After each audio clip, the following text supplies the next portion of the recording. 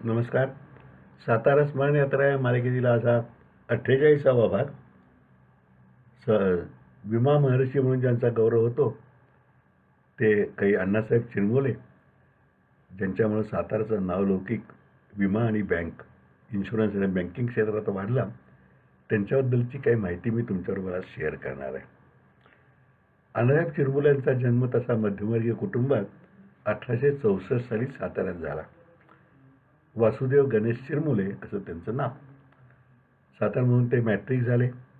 मुंबई विद्यापीठाची मॅट्रिक होती तेव्हा, आणि त्यांच्या कॉलेज शिक्षणाचा प्रारंभ कोल्हापूरला झाला. पण नंतर ते मुंबईला एल्फिन्स्टन कॉलेजमध्ये शिकायला गेले. पण तेव्हा हुशार म्हणून त्यांचा लौकिक होता. 1884ला BA झाले आणि त्यांनी खरं पुढं LLBला जायचं असा तेव्हा प्रघात होता की LLB करायची, वकिली करायची, स्वातंत्र्य चळवळीत भाग घ्यायचा. त्यांच्या मनात तेच होतं. परंतु कदाचित वडीलधाऱ्यांच्या इच्छेप्रमाणे शिक्षक म्हणून त्यांनी शिक्षण थांबवलं. शिक्षक म्हणून नोकरी सुरू केली आणि ते शिक्षक म्हणून बॉम्बे इंग्लिश स्कूल या शाळेत शिक्षक म्हणून लागले. पुढे ते मराठा स्कूलमध्ये मुंबईला नोकरी पत्करली आणि ते परत बाहेर परीक्षेला बसून LLBचा पहिला भाग पास झाले. पुढे त्या जमखंडीला चांगली नोकरी मिळाली म्हणून मुंबई सोडून जमखंडीला आले आणि मग पुढं परत परीक्षेला बसायला म्हणून 1 महिना रजा घेऊन मुंबईला आले आणि 1890मध्ये LLB झाले. मग स्वतंत्रपणे कुठं प्रॅक्टिस करावी, मुंबईत करावी असं त्यांना वाटत होतं. पण मुधोळला त्यांना संस्थानिकडून तेथील न्यायाधीश व्हा म्हणून प्रस्ताव आला आणि मग अण्णासाहेब मुधोळला गेले. मुधोळ हे संस्थान तेव्हा आता कर्नाटकात आहे. ते 1890ला ते मुधोळला न्यायाधीश म्हणून गेले आणि तिथं त्यांनी न्यायाधीश म्हणून उत्तम नावलौकिक मिळवला. आणि कधी असंच चाललं असतं तर कथा तेथेच ते न्यायाधीश, पुढे डिस्ट्रिक्ट जज असं होतं. पुढं कधी गेले. सगळं तीक्ष्ण बुद्धिमत्ता त्यांची होती.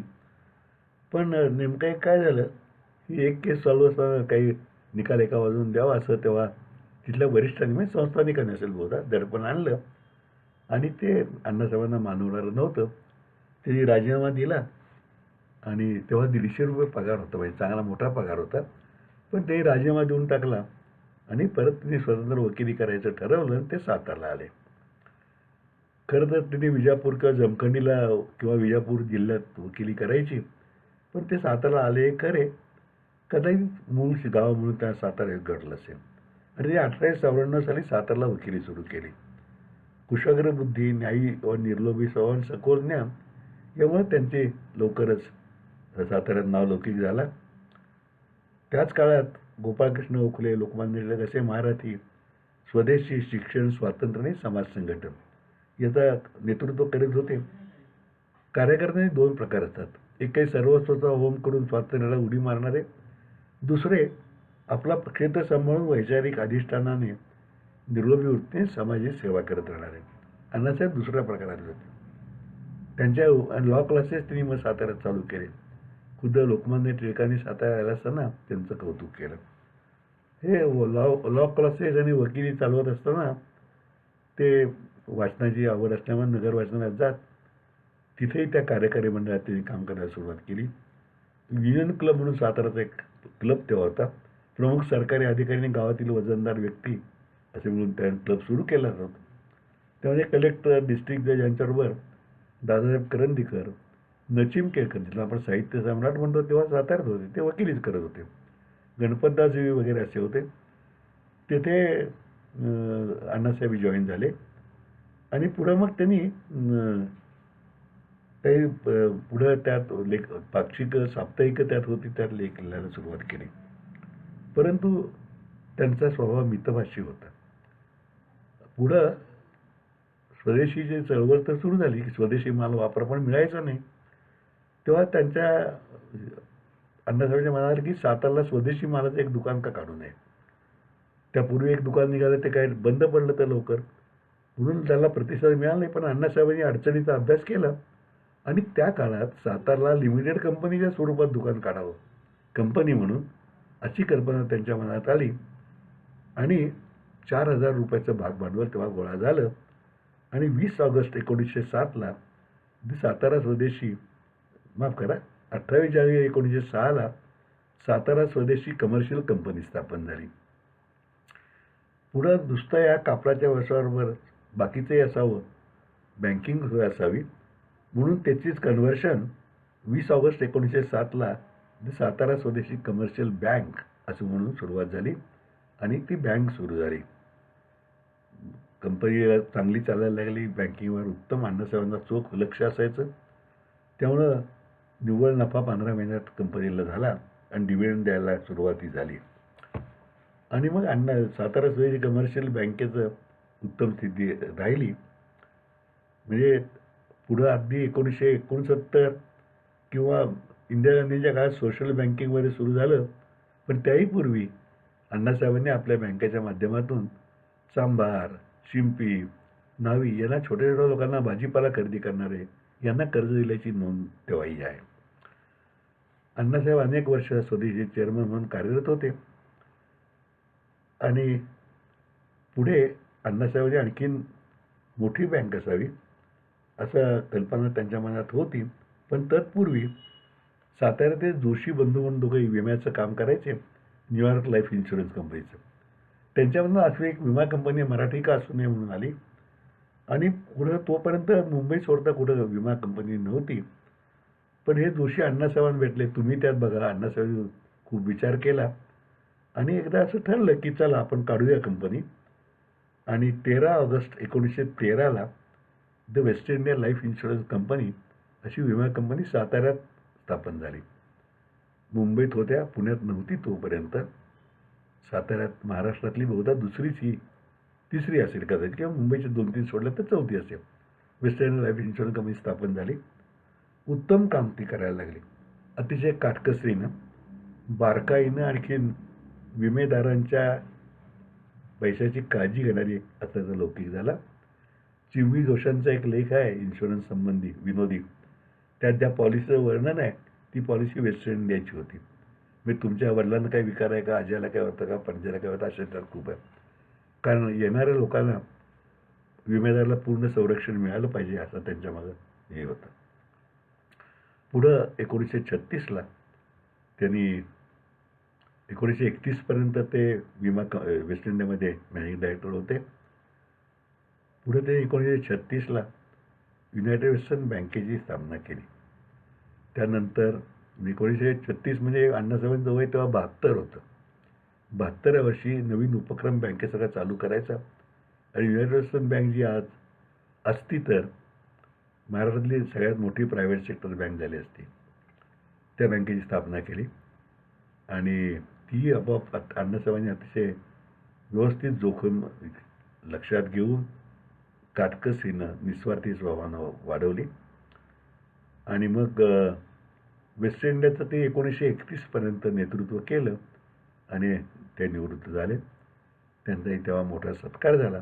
अण्णासाहेबांचं पूर्ण चरित्र तेव्हा त्यांच्या सत्कार समाजाला उत्तम लिहिलेलं आहे. ज्येष्ठ गायिका इंदिराबाई खाडीलकरही येतात, त्यांचे यजमान वेस्ट इंडियात नोकरी होते. तिथे सुंदर चरित्र लिहिलेलं आहे अण्णासाहेबांच्या मुलांचं. पुढं मी पुढच्या भागात येईन तेव्हा सांगेन. यातच ते आजही उपलब्ध आहे. ज्यांना कोणाला पाहिजे असेल त्यांना त्यांनी माझे संपर्क साधला तर मिळू शकेल. जवळ 200 पानी ते उत्तम पुस्तक आम्ही रिप्रिंट केलेलं आहे नुकतंच. आणि विषय निघाला सांगून टाकतो. पुढे चिरमोल्यांच्या नावाने युनायटेड वेस्ट बँकेने ट्रस्ट स्थापन केला. अण्णासाहेब म्हणजे वाघ चिरमुले तथा अण्णासाहेब चिरमुले ट्रस्ट म्हणून, आणि त्याचा मी ट्रस्टी होतो काही काळ. लगेच पुढे निवृत्त झालो. आता परत ट्रस्टी होतो मध्ये, आताही निवृत्त झालो 9 वर्ष काम केल्यानंतर. त्या काळात पुढाकार घेऊन मी ते चरित्राचं पुनर्मुद्रण केलं आणि ते परत करून महाराष्ट्रातल्या महत्त्वाच्या सर्व सार्वजनिक वाचनालयांना ते मोफत पाठवून दिलं. काही प्रतींची विक्रीही केली. अजूनही त्या प्रती उपलब्ध आहेत ज्यांना इच्छुक असेल तेव्हा. तर अण्णासाहेब चिरमुले असं काम करता करता त्यांचं 1951मध्ये देहावसान झालं. म्हणजे तेव्हा ते 86 वर्षाचे होते. अगदी थोडक्यात त्यांचा जीवनपट मांडायचा झाला तर, कारण हा प्रेरणादायी इतिहास आहे. सातारसारख्या गावात त्या काळात 1920व्या शतकाच्या पहिल्या दशकात म्हणजे 1910 वगैरे साली लिमिटेड कंपनी स्थापन करणे. एक नाही, दोन नाही, 5 कंपन्या. Satara Swadeshi Commercial Bank, United Western Bank, West India Life Insurance Company, त्याचबरोबर West India Trustee and Executor Company, जी अपंग किंवा सार्वजनिक ट्रस्टच्या व्यवस्था बघेल अशी, आणि विमा मुद्रक प्रकाशक लिमिटेड, दर्जेदार पुस्तकं छापण्यासाठी मुद्रण प्रेस आणि प्रकाशन संस्था. 5 कंपन्या अण्णासाहेबांनी स्थापन केल्या. दुर्दैवानं वेस्ट इंडिया सातारा स्वदेशी पुढे युनायटेड वेस्टर्न बँकेत विलीन झाली. वेस्ट इंडिया लाईफ इन्शुरन्सचं जेव्हा विम्याचं राष्ट्रीयकरण झालं तेव्हा West India Life Insurance Company LICत मर्ज झाली. युनायटेड वेस्टर्न बँक काही कारणामुळं पुढं IDBIमध्ये मर्ज झाली 2006 साली. त्यामुळं तीही बँक संपली. त्याही विषयावर माझं युनायटेड वेस्टर्न बँक उदय उत्कर्ष आणि असतं असं मोठं पुस्तक आहे. त्यात सर्व बँकेचा इतिहास मी मांडलेला आहे. ज्यांना इच्छा असेल त्यांनी मला संपर्क साधावा. तेही त्या 2 आवृत्त्या झाल्या. पहिली आवृत्ती राजहंस प्रकाशनानं काढली ती आणि दुसरी मी स्वतः काढली. मग ते युनायटेड वेस्टर्न संपली. युनायटेड वेस्टर्नची ही सबसिडियरी होती West India Trustee and Executor. त्यामुळं आपोआपच युनायटेड वेस्टर्न गेल्याबरोबर वेस्ट इंडिया ट्रस्टी IDBI बँकेकडे गेली आणि त्या IDBI ट्रस्टी अँड सर्व्हिसेस लिमिटेडमध्ये ती मर्ज झाली. विमा मुद्रक हा कामगारांच्या अडमुठ्यामुळं बंद पडला आणि तो बंदच पडला. म्हणजे अण्णासाहेबांच्या पंचकन्या म्हटल्या जायच्या, ज्या अतिशय सुस्थितीत होत्या, त्यातली आज एकही पंचकन्या शिल्लक नाही. हे खरोखरी साताराचं दुर्दैव आहे. अण्णासाहेबांच्या विमा कंपनीचा विस्तार वेस्ट इंडिया लाईफ इन्शुरन्सचा कराचीपासून चेन्नईपर्यंत पसरला होता. दसूरखुद्द रवींद्रनाथ टागोरसुद्धा या विमा कंपनीच्या कौतुक केलेला त्यांनी उल्लेख आहे. आणि सर्व भारतातले महत्त्वाचे लोक, आत्ताच्या पाकिस्तानात पण तेव्हा कराची असलेले लोक या वेस्ट इंडिया विमा कंपनीशी जोडले गेलेले होते. आणि सर्वांना अण्णासाहेबांच्या निस्पृह आणि उत्तम व्यवस्थाबद्दल आदर होता. आणि हे साताऱ्यात घडलं हे आपल्या सातारकरांचं भाग्य आहे. पुढे टिकू शकलो नाही आपण, हे आपलं दुर्भाग्य आहे. अण्णासाहेबांचं जीवन पण अगदी थोडक्यात सांगतो मी, हा भाग संपवतो. आपल्याला कमीत कमी त्यांच्यापासून काही प्रेरणा मिळाली तरीसुद्धा याचा उपयोग होईल असं मला वाटतं. अण्णासाहेबांचा जन्म 1864 सालचा. 1881 मध्ये सातारा हायस्कूलमधून मॅट्रिक, कॉलेजची 2 वर्ष कोल्हापूरला, नंतर मुंबईतील एल्फिन्स्टन कॉलेजमधून 1884 मध्ये BA, त्यानंतर नोकऱ्या करीत 1890 मध्ये LLB. त्याच दरम्यान विवाह. 1890 ते 1894 मुधोळमध्ये न्यायाधीशपदी. 1894ला साताऱ्यात परत येऊन वकिली व्यवसाय. 1913ला वकिली व्यवसाय थांबून वेस्ट इंडियात मॅनेजिंग डायरेक्टर म्हणून 1931 पर्यंत कुशल नेतृत्व. 1937 पासून अखेरपर्यंत युनायटेड वेस्टर्न बँकेचे चेअरमन. 1950 मध्ये पत्नीचे निधन. त्यांच्या मृत्यूने अण्णासाहेबांनी मनाने खचले आणि आमचा संसार संपला असे हताश उद्गार अण्णासाहेबांनी काढले. त्याला मुलगा नव्हता, मुलबाळ नव्हतं. त्यांनी शरद शेडवलीकर आपला भाचा याला दत्तक घेतलं. शरद शेडवलीकर पुढे शरदचंद्र वासुदेव चिरमुले असं त्यांचं नाव झालं. ते MS कॉमर्स कॉलेजचे प्राचार्य म्हणून पुण्याला होते आणि त्यांचं नामवंत लेखक असं नाव आजही घेतलं जातं. ती आत्ता हयात नाही आहे. पत्नीच्या निधनानंतर त्यांची तब्येत खालावली आणि 29 ऑगस्ट 1951 मध्ये 86 वर्षी त्यांचं देहावसान झालं. अण्णासाहेबांना दीर्घायुष्य 86 वर्षाचं लाभलं आणि त्या आयुष्याचे त्यांनी आपल्या कर्तृत्वाने सोने केले. सोनिया सुगंधू या ज्ञानेश्वर माऊलीच्या वचनानुसार या सोन्याने साताऱ्यात 5 संस्था उभ्या केल्या, उत्कर्षाप्रत नेल्या आणि त्यांच्या माध्यमातून आजपर्यंत हजारो कुटुंबांच्या आयुष्यात सुद्धा सुगंध पसरवला हे आपण विसरू शकत नाही. त्या हजारो लोकांच्या सातारकरांची संख्या खूप मोठी आहे. तेव्हा अशा विवा महर्षींना आदरांजली वाहतो आणि हा भाग इथं पूर्ण करतो. उद्या नवा विषय, नवीन भाग. तोपर्यंत नमस्कार.